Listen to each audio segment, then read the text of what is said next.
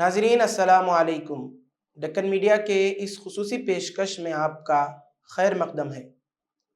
आइए जानते हैं क्या कहती है खबरें। राजस्थान असेंबली में तब्दीली मज़हब से मुताल्लिक़ बिल पेश हो गया। अपनी मर्जी से मज़हब तब्दील करने वालों को 60 दिन पहले कलेक्टर को मुत्तले करना होगा। खिलाफ वर्जी पर 3 साल सज़ा की गुंजाइश। राजस्थान की बीजेपी हुकूमत ने मजहब की तब्दीली से मुताल्लिक़ एक बिल असेंबली में पेश किया है, जिसमें कहा गया है कि अपनी मर्जी से मजहब तब्दील करने के लिए 60 दिन पहले कलेक्टर को मुत्तले करना होगा। जबरन मजहब तब्दील कराने पर 3 से 10 साल तक की सज़ा और 5 लाख रुपए तक जुर्माने के अलावा भी इसमें कई सख्त इल्तिज़ामात किए गए हैं।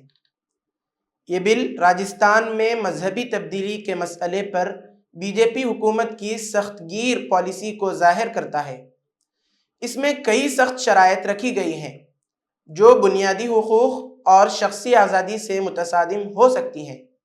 भारतीय आइन का आर्टिकल 25 हर शहरी को अपने मजहब पर अमल करने, उसकी तबलीग करने और मजहब तब्दील करने का हक देता है, बशर्ते कि यह हक अवामी नज़्म व नस्क या अखलाकियात के खिलाफ ना हो।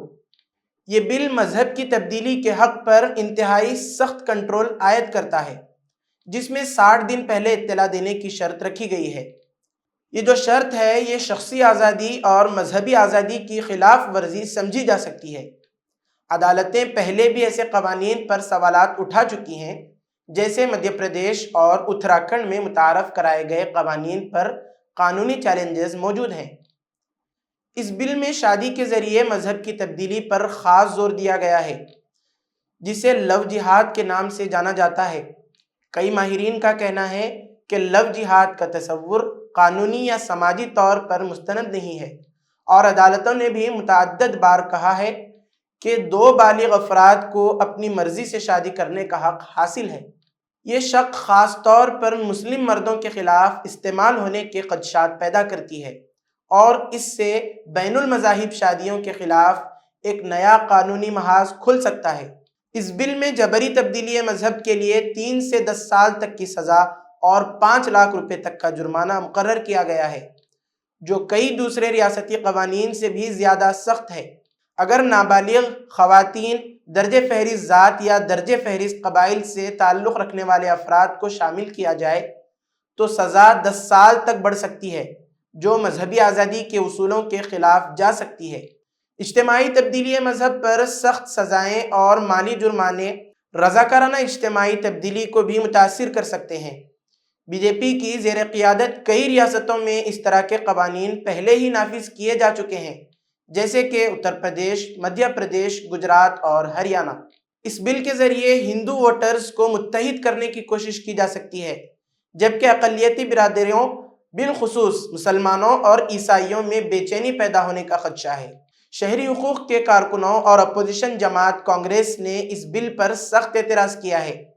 उनके मुताबिक ये कानून बीजेपी के प्रोपेगेंडे का हिस्सा है, जो आवाम को गुमराह करने और मजहबी तकसीम पैदा करने के लिए बनाया गया है।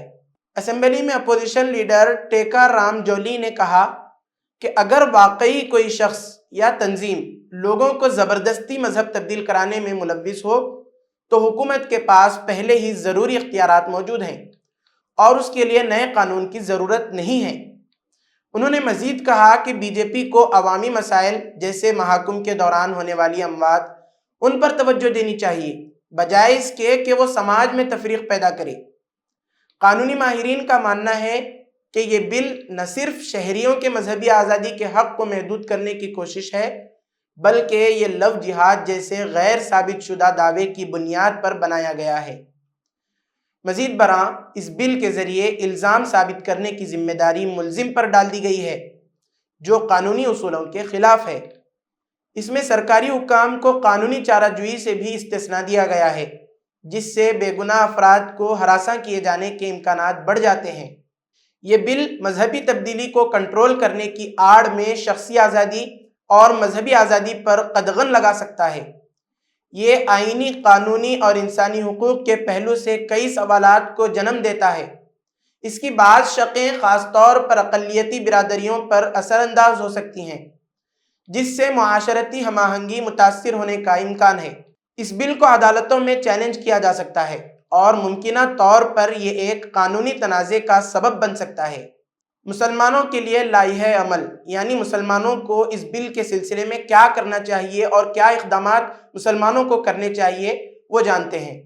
اس قانون کے تناظر میں مسلمانوں کے لیے ضروری ہے کہ وہ حکمت، قانونی آگاہی اور اجتماعی شعور کے ساتھ آگے بڑھیں۔ سب سے پہلی بات یہ ہے کہ مسلمان اس بل کی تمام شقوں کو گہرائی سے سمجھیں تاکہ وہ کسی بھی قانونی پیچیدگی میں پھنسنے سے بچ سکیں۔ ماہرین قانون اور وکلاء سے مشاورت کریں اور اپنی برادری کو بھی اس حوالے سے آگاہ کریں۔ نمبر 2، اگر کسی فرد پر جھوٹا الزام لگایا جاتا ہے تو فوری طور پر قانونی ماہرین سے رابطہ کریں اور اپنا دفاع مضبوط بنائیں۔ حقوق انسانی کی تنظیموں، وکلاء اور سول سوسائٹی کے اداروں کے ساتھ تعاون کریں تاکہ کسی بھی زیادتی کے خلاف مؤثر قانونی کارروائی کی جا سکے۔ نمبر 3، مسلمانوں کو چاہیے کہ وہ آئینی حقوق جیسے کہ مذہبی آزادی کی حفاظت کے لیے اجتماعی سطح پر کام کریں، قانونی اور جمہوری ذرائع استعمال کرتے ہوئے اپنی آواز بلند کریں اور یہ واضح کریں کہ کسی بھی مذہب کے پیروکار کو اپنی مرضی سے مذہب اختیار کرنے یا اس پر عمل کرنے کا مکمل حق حاصل ہے۔ چوتھا کام جو مسلمانوں کو کرنا چاہیے وہ یہ ہے کہ میڈیا، صحافیوں، انسانی حقوق کی تنظیموں اور سماجی کارکنوں کے ساتھ رابطہ رکھیں تاکہ مسلمانوں کے خلاف کسی بھی غیر قانونی اقدام کو عوام کے سامنے لایا جا سکے۔ صحیح معلومات پھیلانے اور غلط فہمیوں کو دور کرنے کے لیے میڈیا کا مؤثر استعمال کریں۔ نمبر 5، مسلمانوں کو چاہیے کہ وہ اپنی برادری میں تعلیم، اقتصادی ترقی اور سماجی بیداری پر توجہ دیں۔ جب ایک کمیونٹی تعلیمی اور معاشی لحاظ سے مضبوط ہوتی ہے تو اس کے حقوق کی خلاف ورزی کرنا مشکل ہو جاتا ہے۔ نمبر 6، کسی بھی زیادتی کی صورت میں فوری قانونی مدد فراہم کرنے کے لیے وکلاء، سماجی کارکنوں اور کمیونٹی لیڈرز پر مشتمل ایک مضبوط نیٹ ورک بنائیں جو ضرورت پڑنے پر فوری اقدامات کر سکے۔ 7ویں بات، دوسری برادریوں کے ساتھ اچھے تعلقات قائم کریں اور بین المذاہب مکالمے کو فروغ دیں تاکہ مسلمانوں کے بارے میں پھیلائی جانے والی غلط فہمیوں کا ازالہ کیا جا سکے اور فرقہ وارانہ ہم آہنگی قائم رہے۔ نمبر 8، اگر اس قانون کا غلط استعمال ہوتا ہے تو جمہوری، قانونی اور پرامن طریقوں سے اس کے خلاف آواز بلند کریں۔ احتجاج اور عوامی مہمات اور قانونی چیلنجز کے ذریعے اس کے خلاف مزاحمت کریں اور اپنی رائے کو مضبوطی سے پیش کریں۔ نمبر 9، مسلمانوں کو چاہیے کہ وہ اپنی زندگی میں اسلامی تعلیمات کو مضبوطی سے اپنائیں اور کسی بھی غیر قانونی یا غیر اخلاقی عمل سے گریز کریں جو انہیں کسی مشکل میں ڈال سکتا ہے۔ سچائی، دیانتداری اور اچھے اخلاق کو اپناتے ہوئے معاشرے میں مثبت کردار ادا کریں۔ 10واں اور آخری کام جو مسلمانوں کو کرنا چاہیے وہ یہ ہے کہ سیاسی طور پر متحرک ہو جائیں اور ایسے نمائندے منتخب کریں جو ان کے حقوق کا دفاع کر سکیں۔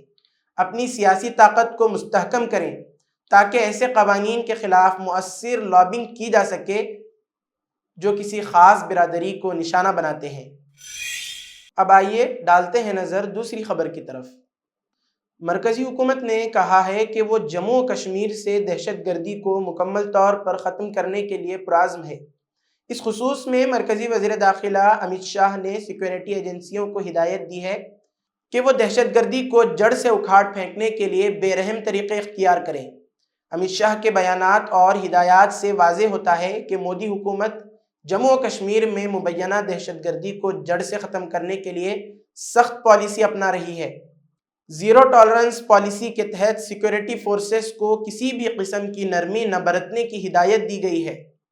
یہ بھی بتایا گیا ہے کہ اس پالیسی کا مقصد دراندازی روکنا، عسکریت پسندوں کا نیٹ ورک توڑنا اور دہشت گردی کی مالی معاونت کا خاتمہ کرنا ہے۔ امت شاہ نے تمام سیکورٹی ایجنسیوں کو کہا ہے کہ وہ بے رحم طریقے اپنائیں۔ فرانزک سائنس لیبارٹری یعنی FSL میں نئی بھرتیاں بھی اس بات کی طرف اشارہ کرتی ہیں کہ سائنسی تحقیقات کو مضبوط کر کے دہشت گردی کے مقدمات کو جلد منطقی انجام تک پہنچانے کی کوشش کی جا رہی ہے۔ اس حوالے سے ان نکات کو نوٹ کرنا بہت اہم ثابت ہوگا۔ کشمیر میں بعض وہ لوگ ہیں جو عسکریت پسندی کے مکمل خاتمے کو ضروری سمجھتے ہیں اور امن و ترقی کے خواہش مند ہیں، وہ اس پالیسی کی حمایت کرتے ہیں۔ کچھ کشمیری یہ محسوس کرتے ہیں کہ سیکورٹی اقدامات کی سختی کی وجہ سے ان کی روزمرہ زندگی متاثر ہوتی ہے، اور یہ کہ حکومت کی پالیسیوں میں عوامی شمولیت نہیں ہے۔ کچھ عناصر اب بھی عسکریت پسند گروہوں کے لیے نرم گوشہ رکھتے ہیں اور حکومت کے سخت گیر اقدامات کو دباؤ کی پالیسی کے طور پر دیکھتے ہیں۔ رپورٹ کے مطابق جموں و کشمیر میں عسکریت پسندی کا نیٹ ورک کمزور ہوا ہے، لیکن ابھی بھی حملے جاری ہیں، جیسا کہ کولگام میں ریٹائرڈ فوجی اہلکار پر حملے سے ظاہر ہوتا ہے۔ یہ واقعہ ظاہر کرتا ہے کہ عسکریت پسند گروہ ابھی مکمل طور پر ختم نہیں ہوئے اور ان کے خلاف مزید کارروائیاں ضروری ہیں۔ امت شاہ کے بیان سے یہ معلوم ہوتا ہے کہ صرف عسکریت پسند نہیں بلکہ ان کی مالی معاونت کرنے والے نیٹ ورکس بھی حکومت کے نشانے پر ہیں۔ منشیات کے ذریعے دہشت گردوں کی فنڈنگ کا معاملہ بھی سنگین ہوتا جا رہا ہے اور اس کے خلاف اقدامات کیے جا رہے ہیں۔ یہ بھی کہا جا رہا ہے کہ یہ اقدامات جموں و کشمیر میں امن و استحکام لانے کی ایک کوشش ہے، لیکن اس بات پر بھی غور کرنے کی ضرورت ہے کہ سخت سیکورٹی پالیسیوں کے ساتھ ساتھ عوامی اعتماد کیسے بحال کیا جائے۔ کشمیری عوام کے احساسات اور رائے کو نظر انداز کیے بغیر ایک پائیدار حل تلاش کرنا حکومت کے لیے ایک بڑا چیلنج ہوگا۔ اب آئیے بڑھتے ہیں آج کی ایک اور اہم خبر کی طرف۔ کرناٹک حکومت نے طالبات کو حجاب پہن کر امتحان میں شرکت کی اجازت کے مسئلے پر محتاط رویہ اختیار کیا ہے۔ ریاستی وزیر داخلہ جی پرمیشور نے کہا، ہمیں اس معاملے پر تفصیل سے غور کرنے کی ضرورت ہے۔ کرناٹک میں حجاب پر پابندی کا معاملہ 2022 میں اس وقت شدت اختیار کر گیا تھا جب بی جے پی حکومت نے 11ویں اور 12ویں جماعت کے طالبات کے لیے اسکولوں اور پری یونیورسٹی کالجز میں حجاب پر پابندی عائد کر دی تھی۔ اس فیصلے کو ریاستی ہائی کورٹ نے برقرار رکھا اور بعد میں یہ معاملہ سپریم کورٹ تک پہنچ گیا، جہاں اب بھی اس پر حتمی فیصلہ ہونا باقی ہے۔ اب جبکہ کرناٹک میں کانگریس کی حکومت ہے تو یہ توقع کی جا رہی تھی کہ وہ حجاب پر عائد پابندی کو فوری طور پر ہٹا دے گی، تاہم وزیر داخلہ جی پرمیشور اور وزیر تعلیم مدھو بنگارپا کے حالیہ بیانات سے ظاہر ہوتا ہے کہ حکومت محتاط رویہ اختیار کر رہی ہے۔ ان کا کہنا ہے کہ وہ اس معاملے پر مکمل غور و خوض کے بعد ہی کوئی فیصلہ کریں گے، جو اس حساس معاملے پر حکومت کے محتاط سفارتی رویے کی عکاسی کرتا ہے۔ وزیر اعلیٰ سدرامیہ نے واضح طور پر اس بات کا عندیہ دیا ہے کہ وہ حجاب پر پابندی کے خلاف ہیں اور ہر فرد کو اپنی مرضی کے لباس کا انتخاب کرنے کا حق حاصل ہونا چاہیے، لیکن بی جے پی نے اس موقف پر سخت رد عمل دیا ہے اور کہا ہے کہ اگر کلاس رومز میں حجاب کی اجازت دی گئی تو وہ اس کے خلاف تحریک چلائے گی۔ بی جے پی کا کہنا ہے کہ حجاب کی اجازت تعلیمی اداروں میں فرقہ واریت کو فروغ دے گی اور یکساں لباس پالیسی کے اصولوں کے خلاف ہوگی۔ یہاں یہ بات قابل ذکر ہے کہ بی جے پی کی سیاست گزشتہ کچھ برسوں سے مذہبی اور ثقافتی شناختوں کے گرد گھوم رہی ہے اور وہ اس معاملے کو ہندو ووٹروں کو متحرک کرنے کے لیے استعمال کر سکتی ہے۔ دوسری طرف کانگریس حکومت ایک سیکولر ریاست کے تصور کو فروغ دینے کا عندیہ دے رہی ہے، لیکن وہ بی جے پی کی ممکنہ سخت مخالفت سے بچنے کے لیے فوری کوئی فیصلہ نہیں لینا چاہتی۔ آئینی اعتبار سے دیکھا جائے تو ہر شہری کو اپنے مذہبی عقائد پر عمل کرنے کی آزادی حاصل ہے۔ آرٹیکل 25 کے تحت ہر فرد کو اپنے مذہب پر عمل کرنے اور اس کی تشہیر کرنے کا حق حاصل ہے، بشرطے کہ وہ عوامی نظم و نسق میں رکاوٹ نہ ڈالے۔ تاہم سرکاری تعلیمی اداروں میں لباس سے متعلق اصولوں کو لے کر مختلف ریاستوں میں مختلف پالیسیاں اپنائی گئی ہیں۔ کرناٹک ہائی کورٹ نے اپنے فیصلے میں کہا تھا کہ حجاب کوئی لازمی مذہبی عمل نہیں ہے اور حکومت کو تعلیمی اداروں میں نظم و ضبط قائم رکھنے کا اختیار حاصل ہے، لیکن اس فیصلے پر کافی تنقید بھی ہوئی تھی اور اسے مسلم طالبات کے بنیادی حقوق کی خلاف ورزی قرار دیا گیا تھا۔ اب جبکہ کانگریس حکومت اقتدار میں ہے تو وہ اس معاملے پر ایک متوازن پالیسی بنانے کی کوشش کر رہی ہے تاکہ کسی بھی کمیونٹی میں بے چینی نہ پیدا ہو۔ ये वाज़ेह है कि कांग्रेस हुकूमत फौरी तौर पर कोई फैसला लेने से गुरेज कर रही है। इसकी एक मुमकिना वजह यह भी हो सकती है कि वो सुप्रीम कोर्ट के हतमी फैसले का इंतज़ार कर रही हो। अगर सुप्रीम कोर्ट हुकूमत के हक में फैसला सुनाती है तो कांग्रेस को बगैर किसी तनाज़े के हिजाब पर पाबंदी हटाने का मौका मिल जाएगा। ताहम अगर फैसला हुकूमत के खिलाफ आता है तो वो ये कह सकती है कि अदालती हुक्म की रोशनी में वो पाबंदी को बरकरार रखने पर मजबूर है। नाजरीन, हम आपको बताते चलें कि कर्नाटक में हिजाब का मसला महज एक तालीमी पॉलिसी का मामला नहीं बल्कि एक वसी तर सियासी, समाजी और आइनी बहस का हिस्सा बन चुका है। कांग्रेस हुकूमत को इस मामले पर किसी भी कदम से पहले बीजेपी की मुमकिना मुखालफत से निमटने की हिकमत अमली, सुप्रीम कोर्ट की समाअत और रियासत के समाजी ताने बाने को मद्देनज़र रखना होगा। अगर हुकूमत वाकई सेकुलर अक़दार को फ़रोग़ देना चाहती है तो उसे एक वाज़ेह मौक़िफ़ अपनाना होगा ताकि तालिबात को अपने तालीमी सफ़र में किसी भी गैर यकीनी सूरत हाल का सामना ना करना पड़े। तो नाज़रीन, ये थी आज की अहम खबरें। कल मुलाकात होगी मज़ीद नई खबरों के साथ।